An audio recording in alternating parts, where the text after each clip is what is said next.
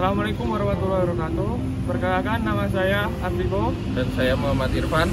Di sini kami akan menjelaskan cara menggunakan pengukuran alat waterpass. Pertama, kami akan menjelaskan pengukuran pergi pulang pada waterpass. Yang pertama kita lakukan adalah mengukur tinggi alat. Pastikan alat sudah berdiri tegak.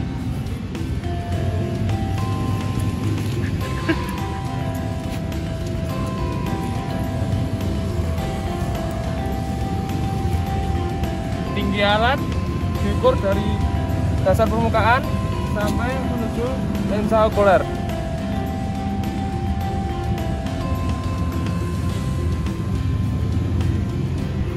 Pengukuran pulang pergi pada waterpass yaitu mengukur titik alat ini titik satu menuju titik yang akan kita bidik, yaitu titik sesudahnya dan juga sebelumnya. Kemudian misal kita berada di titik 2, berarti yang kita ukur titik dari titik 2 menuju ke titik 3 dan titik 2 menuju ke titik 1. Selanjutnya mengukur jarak dari titik alat menuju titik yang akan kita bidik. Misal dari titik 1 menuju ke titik 6, kita ukur harus datar meterannya menuju titik selanjutnya.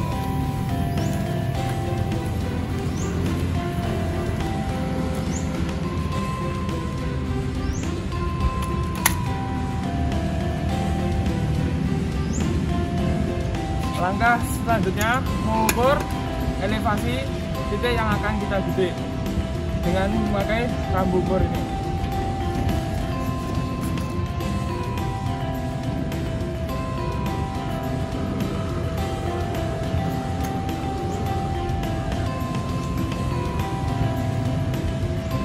Kita arahkan posisi waterpass sampai terlihat titik.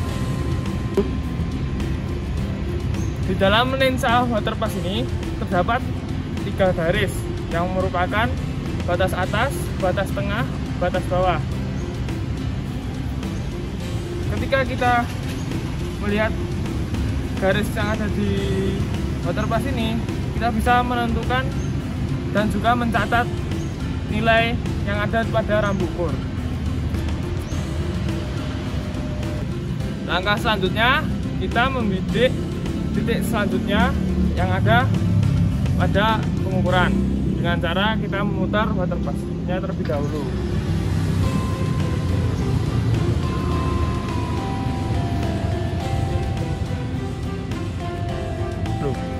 Setelah kita memposisikan waterpass-nya pada rambu, jangan lupa kita lakukan langkah-langkah yang sebelumnya seperti mengukur ketinggian alat dan juga mengukur jarak dari alat menuju ke titik yang akan kita bidik. Setelah itu jangan lupa kita membidik batas atas, batas tengah, batas bawah pada waterpass. Setelah kita selesai melakukan pengukuran pada titik sebelumnya dan sesudahnya, kita lanjutkan pengukuran dengan memindahkan alat ke titik selanjutnya.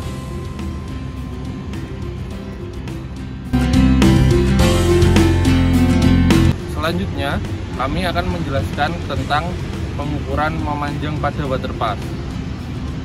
Langkah pertama, seperti pengukuran pergi pulang, kita mengukur tinggi alat antara dasar hingga menuju lensa.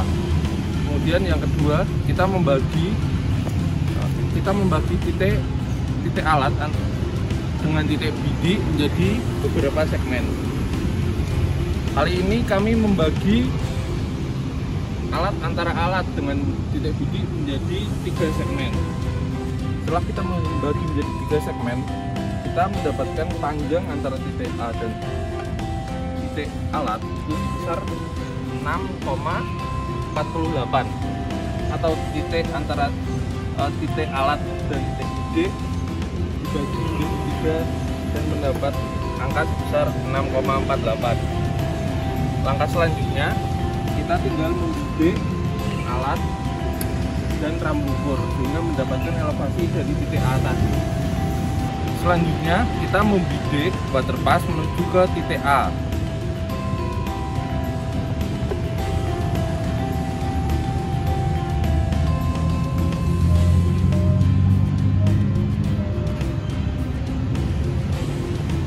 Seperti pada pengukuran pergi pulang, kita mendapat batas atas, batas tengah, dan batas bawah, kemudian mencatatnya pada form.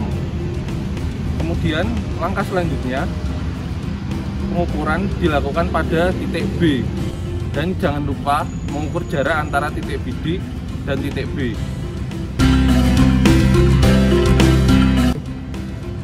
Selanjutnya kami akan menjelaskan pengukuran melintang pada water pass.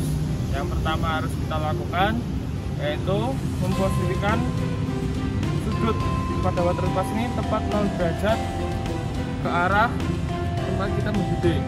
Setelah itu kita putar water passnya sampai menunjukkan sudut 90 derajat. Itu tepatnya bahwa kita akan mengukur pengukuran melintang pada water pass yang di sebelah kanan. Pada pengukuran melintang kita akan mengukur perbedaan kontur yang ada di sisi melintang pengukuran. Jadi kita membagi interval pengukuran berdasarkan kontur yang ada di sebelah kanan alat bidik. Semakin banyak pengukuran yang kita lakukan, maka kontur yang akan dibuat nanti akan semakin akurat. Jika kita melihat area yang ada di sebelah kanan, maka kita akan melihat perbedaan elevasi. Kemudian kita mulai melakukan pengukuran seperti tadi, mulai dari mengukur tinggi alat, jarak antara alat menuju titik bidik, dan setelah itu kita mulai mengukur bacaannya. Setelah kita selesai melakukan pengukuran melintang pada sudut 90 derajat dari titik-titik kita tadi, maka kita lanjutkan pengukuran melintang pada sudut 270 derajat pada titik-titik dengan cara memutar water pass ke posisi sudut 270 derajat.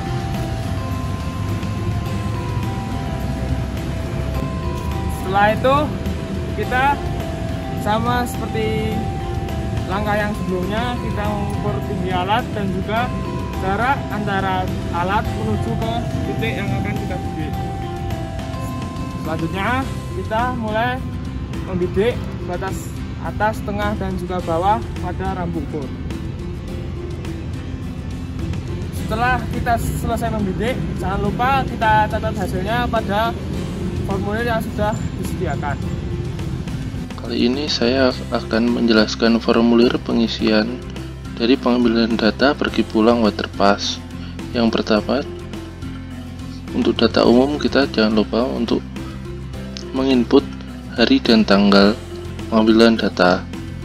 Kemudian kita juga menginput lokasi pengambilan data ketika praktikum dilaksanakan. Kemudian kita juga mengisi nama-nama seperti nama dosen, asisten, dan orang-orang yang melakukan pengambilan data. Untuk data yang kita ambil antara lain tinggi alat, kemudian bacaan benang atas, benang tengah, dan benang bawah untuk pergi maupun pulang, dan juga jarak antar titik. Yang pertama, kita menempatkan alat pada titik-titik yang sudah disediakan. Kita anggap yang sudah membentuk poligon, kita anggap titik-titik tersebut dinamai titik 1, 2, 3, 4, 5, dan 6.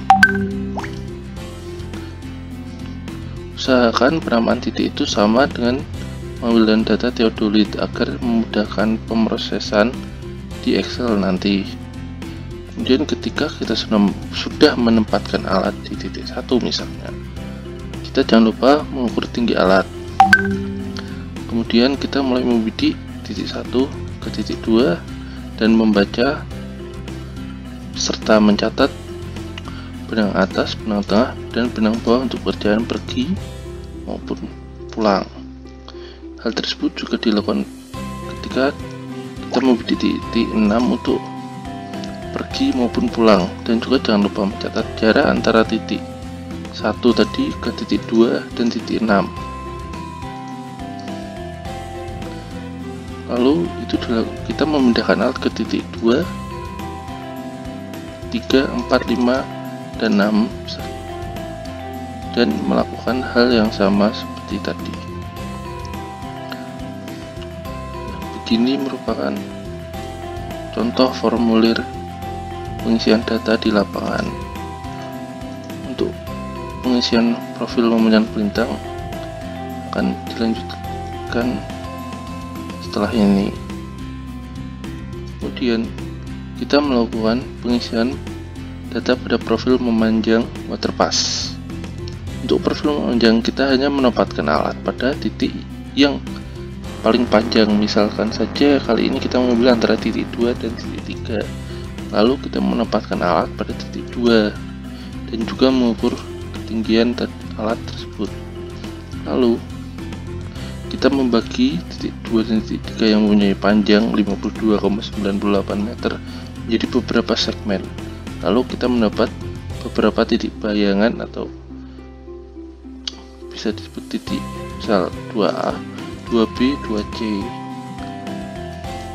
Kemudian kita mulai membidik antara titik 2 dengan 2A, 2B, 2C dan mencatat bacaan benang batas atas, batas tengah, dan batas bawah dari tiga titik tersebut, serta jangan lupa titik 3 juga demikian. Kemudian kita juga mengukur jarak antara titik 2 menuju 2A, 2 menuju 2B, 2 menuju 2C dan mendapat hasil sekian. Untuk praktikum kita hanya memakai titik yang terpanjang ya, sehingga tidak terlalu memberatkan. Untuk berikutnya kita melanjutkan ke pengisian profil melintang waterpass. Untuk formulir pengisian profil melintang kita menggunakan jarak terpanjang tadi yang kita gunakan untuk pengisian profil memanjang, tetapi kita memutar arah waterpass tadi 90 derajat dan 270 derajat, atau mudahnya ke kanan dan ke kiri, sehingga bentuknya melintang. Kita menempatkan alat pada keempat titik tadi, titik 2, 2A, 2B, 2C, dan titik 3 A. Dan jangan lupa mencatat tinggi alat tersebut. Kemudian kita mengarahkan alat 90 derajat ataupun ke kanan dan 270 derajat atau ke kiri misal. Lalu kita mencatat batas atas, tengah, bawah, titik kanan atau kiri tersebut setiap ada perbedaan elevasi. Semakin banyak kita mengambil titiknya, maka kontur yang kita dapat serta peta situasi yang kita dapat akan semakin detail dan semakin akurat. Jangan lupa untuk mencatat jarak antara titik bidik tadi dengan tempat alat, dan juga yang membedakan dengan sebelumnya, kita juga mencatat sudut horizontal apakah 90 maupun atau 270. Hal tersebut juga kita lakukan pada titik 2A, 2B, 2C, dan titik 3.